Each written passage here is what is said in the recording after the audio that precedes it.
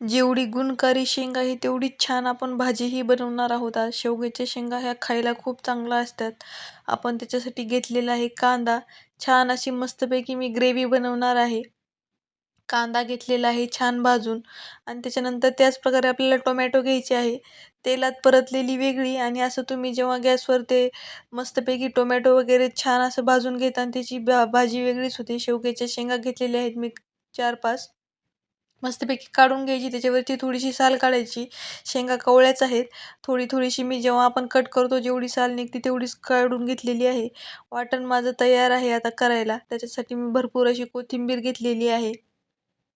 लसूण घ्यायचं आहे आपल्याला भरपूर आणि ही भाजी मी 10 लोकांसाठी बनवत आहे. त्याच्यासाठी मी क्वांटिटी मसाल्याची जास्त घेतलेली आहे. तुम्ही जर घरात कमी सदस्य असाल तर तुम्ही कमी क्वांटिटी घ्या. छान असं तेल गरम झालेलं आहे. त्याच्यामध्ये आपल्याला वाटण घालून घ्यायचे. टोमॅटो, कांदा मस्तपैकी छान असा मिक्सरमध्ये फिरवून घेतलेला आहे. आपल्याला हे वाटण 2 ते 3 मिनिटं छान तेलामध्ये परतायचे. पहिले मी मीठ ॲड केलेलं आहे. त्यानंतर आपल्याला घालायचे लाल तिखट. लाल तिखट घातलेलं आहे 1 चमचा. 2 चमचे घालायचे कांदा मसाला. कांदा मसाला तुम्ही कोणत्याही भाजीत टाका, भाजी खूप छान होते. आणि 1 चमचा हळद घातलेली आहे. छान असा आपल्याला मसाला छान परतून घ्यायचा आहे. पहिले 2-3 मिनिटं घ्यायचं आहे. नंतर आपण जेव्हा लाल तिखट वगैरे घालू त्याच्यानंतर 1 ते दीड मिनिटं छान आपल्याला असं कमी गॅसवरच करायचं आहे. तरच भाजीला छान तेल वगैरे सुटतं आणि कलरही छान येतो. आणि भरपूर जणांचं काय होतं, की भाजीला असा कलर वगैरे येत नाही. त्याच्यासाठी तुम्ही कांदा वगैरे छान असा भाजून घेतला, कलर छान येतो.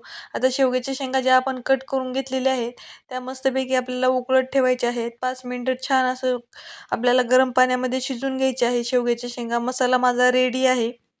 आणि शेंगाही 5च मिनिटं छान अशा उकळून घेतल्या, की भाजी पटकन होते. आणि गरम पाणी जसं आहे तसंच मी ॲड करणार आहे. कारण शेवग्याच्या शेंगांमध्ये भरपूर असं प्रोटीन असतं.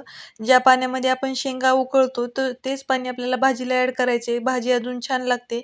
मस्त असा अर्क आपला पाण्यामध्ये उतरलेला असतो.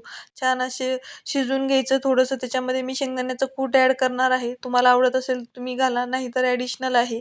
छान अशी एक उकळी काढायची आणि आपली भाजी रेडी होते. तुमच्याकडे कशी रेसिपी बनवतात मला नक्की कळवा. आवडली तर लाईक करा. आपल्या चॅनलला सबस्क्राईब करा. बाय.